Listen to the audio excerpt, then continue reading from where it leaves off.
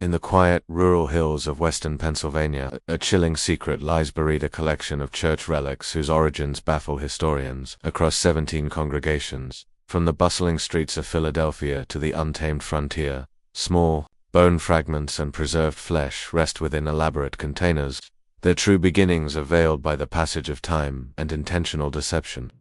Between 1745 and 1792, over 73 individuals vanished from these communities: devout men, women, and, most disturbingly, orphaned children. All were later declared saints by local religious leaders. What few realize is that a hidden record at the Philadelphia Historical Society contains the testimonies of 3 witnesses who stumbled upon the horrifying truth. The Whitmore Family Workshop, where human bodies were meticulously processed into holy relics for almost 5 decades. This manuscript has remained sealed for centuries at the request of the churches involved. However, through diligent research, I've unearthed the horrifying reality that the religious establishment has desperately tried to conceal. Before we delve deeper into the gruesome story of the Whitmore family's enterprise, if you're brave enough to uncover historical horrors that few channels dare to reveal, hit the subscribe button. Also, let me know in the comments what state you're listening from. Perhaps your local church holds secrets you never imagined.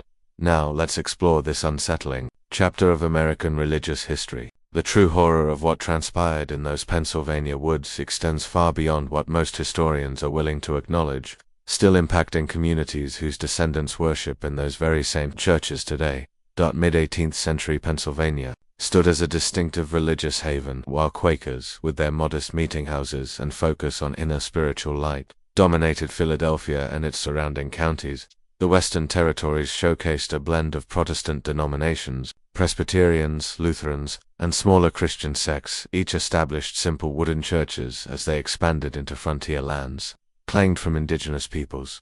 The Whitmore family arrived from England in 1742, settling in Chester County, about 30 miles west of Philadelphia. Here, rolling hills gave way to dense forests and scattered farmsteads. Nathaniel Whitmore, a stern-faced man with piercing gray eyes and a neatly trimmed beard framing his angular jaw, presented himself as a skilled craftsman of religious artifacts. His chalices, communion plates, and ornate Bible covers quickly became popular among wealthier congregations. His workshop, a 2-story timber structure on 12 wooded acres, featured large windows that bathed the main floor in natural light. It was here he welcomed ministers and church elders who commissioned his increasingly sought-after work. His wife, Elizabeth, a slender woman with delicate hands and an unsettling ability to maintain a serene expression regardless of the situation, managed their household and 4 children with a precision that neighbors found admirable, if a bit cold. The Whitmores attended Sunday services at Harmony Meeting House, a modest Quaker gathering where they sat quietly during worship, occasionally offering thoughtful testimonies that impressed the congregation with their apparent spiritual depth. Their eldest son Thomas assisted his father in the workshop, while daughters Mary and Sarah helped their mother with household duties. The youngest, William, a frail boy with an unnerving intensity in his gaze, often spent hours alone in the woods, returning with plants and small animal specimens that he meticulously preserved in his room, a hobby his parents encouraged as a scientific pursuit. Chester County in those years faced the typical hardships of colonial life: harsh winters, occasional crop failures, and the constant tension of frontier existence. Yet, it was also a period of intense religious fervor and economic growth. The Great Awakening, sweeping through the colonies in the 1730s and 1740s, left a legacy of heightened spiritual awareness and fierce competition between denominations for followers and prestige. Churches sought to differentiate themselves not only through doctrine but also through the quality of their buildings and religious artifacts. The Whitmores appeared perfectly positioned to capitalize on this demand. Nathaniel's craftsmanship elevated him above local competitors, and by 1745, his workshop had expanded to include 2 apprentices: Jacob Miller, the orphan son of German immigrants, and Peter Collins, a quiet young man from a poor Philadelphia family. The family lived comfortably, though not extravagantly, earning a reputation for industriousness and piety that effectively concealed the dark deeds occurring behind the workshop's closed doors after sunset. It was in late autumn of 1745 when Mary Collins, a devout Quaker woman renowned for her charitable healing work among the impoverished, vanished while returning home from visiting a sick family on the outskirts of the county. Her disappearance caused brief alarm, but as often happened in colonial times. It was eventually attributed to an Indian attack or a wild animal encounter. What no one knew then was that Mary Collins marked the genesis of a horrifying enterprise that would continue undetected for nearly half a century. On November 17, 1745, as an early winter storm descended upon Chester County, Mary Collins embarked on her final journey along the deeply rutted path that led past the Whitmore property. The sky had prematurely darkened, heavy clouds promising snow as the wind swept brittle leaves across the frozen ground. Mary, a 43-year-old widow with gray-streaked hair and hands toughened by decades of charitable work, pulled her woolen cloak tighter, quickening her pace as she passed the lantern light glowing from the Whitmore workshop. According to Thomas Whitmore's confession, written years later from his deathbed and discovered hidden in a Philadelphia prison cell wall, his father had been observing Mary Collins for weeks. Father said her reputation for saintliness would make her perfect, Thomas wrote in shaky script. He told us God had revealed to him a great purpose, a way to bring true holiness to the colonies through sacred vessels. As Mary passed the property, Nathaniel emerged from the trees, lantern in hand, appealing for help. His voice, tinged with feigned desperation, explained that his son William had wandered into the woods and failed to return. Mary, known for her compassion, did not hesitate to offer her assistance despite the approaching storm. She followed Nathaniel deeper into the property, away from the road and toward a small clearing where the workshop's rear entrance stood partially obscured by a stand of pine trees. I watched from the window as Father led her inside. Thomas's confession continued. Mother had prepared the back room with canvas cloths covering the floor. I didn't understand yet what they intended. I was 16 and believed when they spoke of creating sacred relics they meant crafting representations, not. The handwriting here became illegible, as if the writer's hand had trembled too violently to form coherent letters. What transpired in that back room mercifully remained undetailed in Thomas's account, but the aftermath was described with disturbing precision. Mary Collins's body was systematically processed over the following 3 days. Nathaniel, who had studied preservation techniques from medical texts brought from England, taught his eldest son how to treat human tissue with a mixture of salt, herbs, and other substances to prevent decay. Elizabeth Whitmore sewed small pouches of varying sizes from black velvet, each embroidered with golden religious symbols. Father said we were doing God's work, Thomas wrote. He said the Protestant churches of America lacked the sacred relics that gave the Catholic Church its power, and that we would provide what was needed to elevate true worship in the colonies. I believed him then. God forgive me, I believed him. 2 weeks after Mary Collins's disappearance, Nathaniel Whitmore traveled to Philadelphia carrying several ornate wooden boxes of his own making. He returned with more commissions than ever before and a considerable sum of money. At the next Quaker meeting, he spoke movingly about the loss of our dear friend Mary and suggested a special memorial service be held.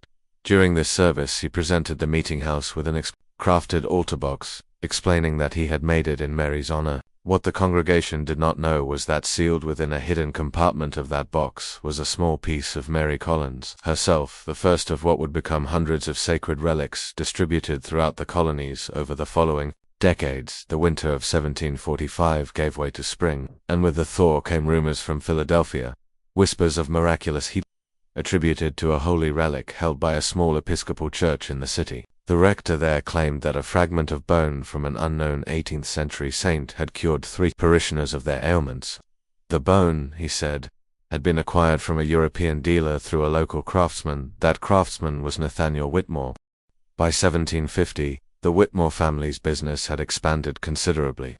Their workshop had doubled in size, now employing 5 apprentices who crafted the visible products, the ornate boxes, chalices, and religious items that served as the family's public face. None of these young men were permitted access to the cellar rooms beneath the workshop where the true business of the Whitmores took place. The family had also constructed a new home, a substantial 2-story structure of stone and timber that stood as a testament to their growing wealth. The disappearance of Mary Collins had long faded from local memory, replaced by occasional reports of other missing persons. A visiting preacher here, a devout elderly woman there, typically individuals without strong family connections, whose absences could be explained away by the dangers of colonial travel or the ever-convenient Indian troubles along the frontier. What changed in this period was the Whitmores' method of selecting their victims. Mother developed what she called the discernment Sarah Whitmore wrote in a journal discovered in 1823 during the demolition of the family's abandoned home. She could identify those whose bodies would produce the most powerful relics. She claimed God spoke to her, revealing which souls were destined for sainthood after death. This chilling rationalization allowed the family to view their actions not as murder, but as a divine calling. They were merely helping these chosen individuals achieve their heavenly purpose earlier than nature intended. The Whitmores had also refined their approach to creating and distributing the relics.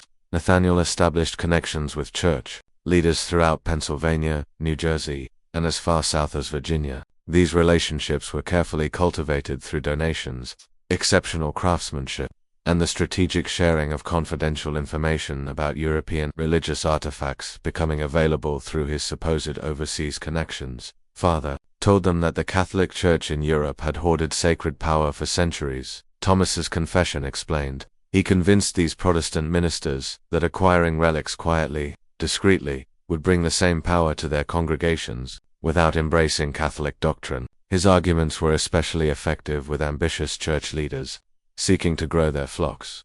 The family's operation expanded to include a network of collaborators, mostly unwitting, who would report back on the miracles occurring in churches possessing Whitmore-provided relics. These accounts would then be shared with other potential buyers, creating demand that commanded increasingly higher prices. Nathaniel instructed church leaders to keep the relics' existence secret from the general congregation, presenting them as a sacred trust known only to church elders, a strategy that limited exposure while enhancing the perceived value of these objects. What none of their customers knew was that the ancient European saints' relics they purchased at such dear cost were created in the Whitmore cellar from the bodies of their own neighbors and countrymen. In the spring of 1753, a physician from Lancaster named Dr. Samuel Winters began asking uncomfortable questions. After examining a healing relic at the request of a patient who claimed to have been cured by touching it, his careful inspection revealed that the preserved tissue could not possibly be as old as claimed, and the preservation methods appeared inconsistent with European techniques. Before he could pursue his investigation further, Dr. Winters disappeared while traveling between Lancaster and Philadelphia. His body was never found, but a small wooden case containing what was claimed to be the fingerbone of a 12th-century healer appeared in a Presbyterian church in New York the following month. The years passed, and the pattern continued. The Whitmore children grew into the family business with varying degrees of enthusiasm. Thomas, the eldest, became his father's primary assistant, while William, the youngest and most disturbing of the siblings, developed a particular talent for the preservation process, experimenting with techniques that allowed for the creation of more convincing relics. The daughters, Mary and Sarah, managed the financial aspects and correspondence, maintaining the family's respectable facade while laundering the considerable profits through legitimate business ventures. As the American colonies moved toward revolution, new opportunities arose for the Whitmores. The disruption of trade with England created a shortage of religious items, positioning their workshop as one of the few reliable sources for churches throughout the colonies. The family was careful to demonstrate appropriate patriotic sentiment without becoming too closely identified with either side, a neutrality that allowed them to continue their trade regardless of which faction controlled their territory at any given time. As the Revolutionary War approached its conclusion, a disturbing new chapter in the Whitmore family business began, one that would eventually lead to their downfall. The year was 1781, and while the colonies celebrated their impending independence, the Whitmores identified a new and particularly profitable market for their gruesome products. The end of the Revolutionary War brought significant changes to the religious landscape of the newly formed United States. Churches damaged during the conflict required rebuilding, and a spiritual revival swept through communities seeking meaning after years of bloodshed. This environment created unprecedented demand for religious artifacts, and the Whitmores recognized an opportunity to expand their Macabre enterprise. In February of 1782, the first orphan child disappeared from a church-run asylum in Philadelphia. 10-year-old Joseph Miller had been placed in the care of the Episcopal Church after losing his parents to smallpox the previous winter. Small for his age, with solemn eyes and a reputation for unusual piety, Joseph often led the other children in prayer and was favored by the clergy who oversaw the asylum. His disappearance was noted, investigated briefly, and ultimately attributed to running away, a common occurrence in such institutions. 3 months later, The Church of St. Michael in eastern Pennsylvania reported a series of miraculous events surrounding a newly acquired relic, supposedly the preserved heart of a child martyr from the early church. Parishioners claimed that prayers offered before this relic resulted in extraordinary answers, particularly those concerning children's illnesses. The church's attendance swelled, and donations increased dramatically. Word of these miracles spread, creating demand among other churches for similar powerful relics. William suggested the children. Sarah Whitmore's journal revealed in a passage written in a shaky hand, the ink blotched as if by fallen tears. He said their innocence made them more powerful vessels for divine work. Father hesitated at first, but the prophet potential convinced him. God help me, I knew it was wrong, yet I said nothing. What followed was perhaps the most disturbing phase of the Whitmore's operation. Between 1782 and 1785, at least 16 children, all orphans or from destitute families, vanished from communities within a day's ride of the Whitmore property.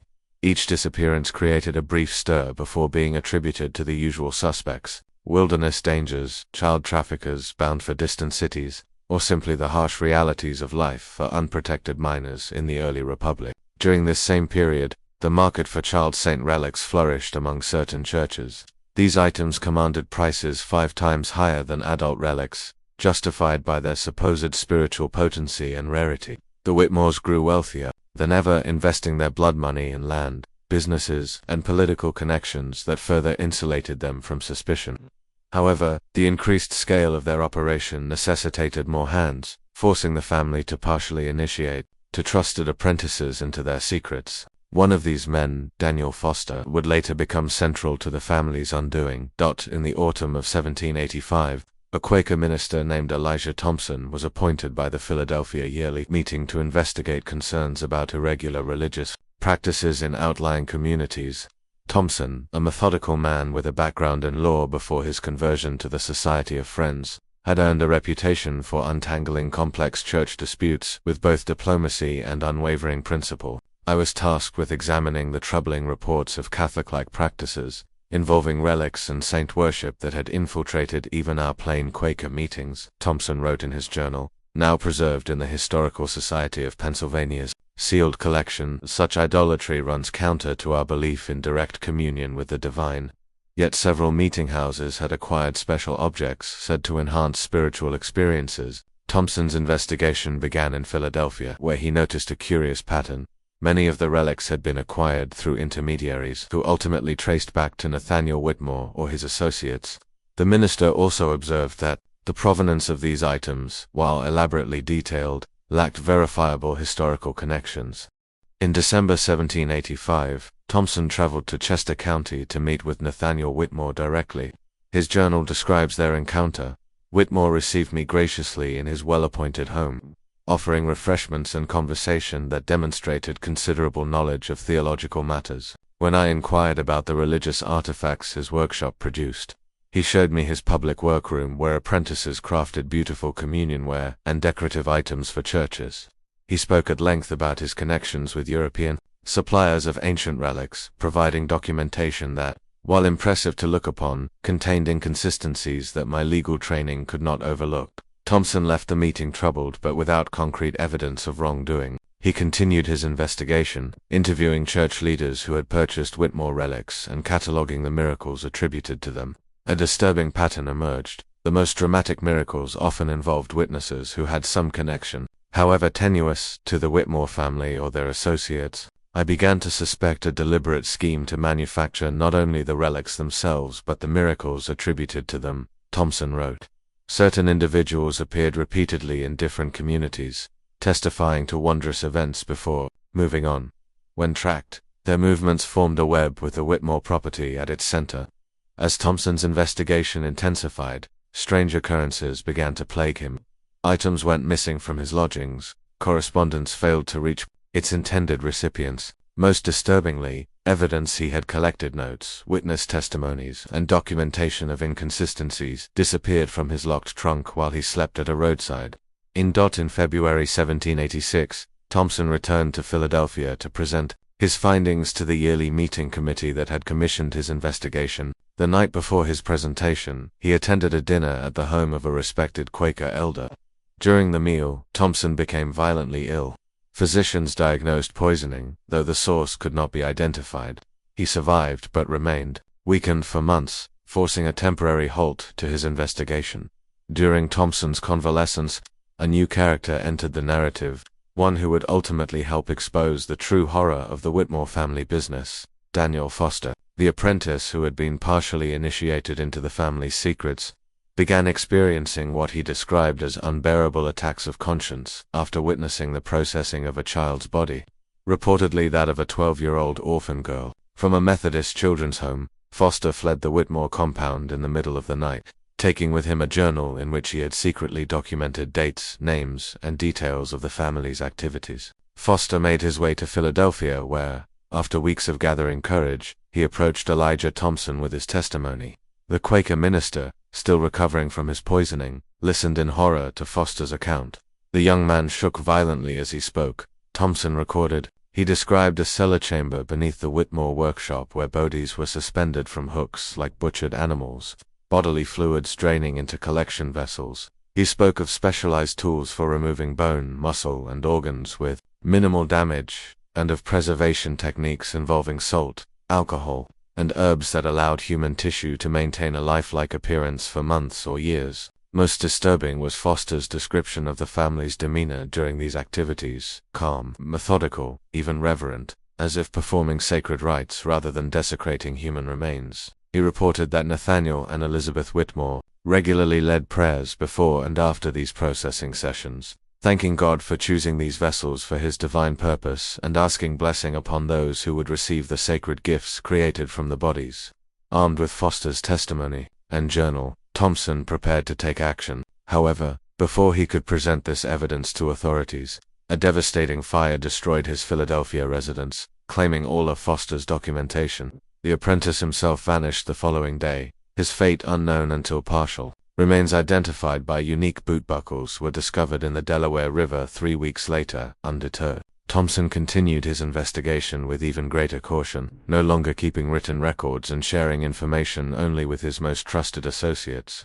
He developed an elaborate system of coded messages and multiple informants, slowly rebuilding his case against the Whitmore family. By late 1786, Thompson had connected at least 27 disappearances to the Whitmore operation and identified 9 churches that unknowingly housed human remains disguised as sacred relics. What he still lacked was physical evidence that would convince skeptical authorities to move against a family that had by then cultivated powerful connections throughout Pennsylvania society. The opportunity to obtain such evidence came from an unexpected source: Sarah Whitmore herself. The winter of 1787 brought unusually heavy snows to Pennsylvania, isolating the Whitmore compound for weeks at a time. During this period of forced seclusion, fractures within the family deepened. Sarah Whitmore, who had maintained her journal in secret for years, began to crumble under the psychological weight of her complicity. Now 32 and unmarried, her father had discouraged suitors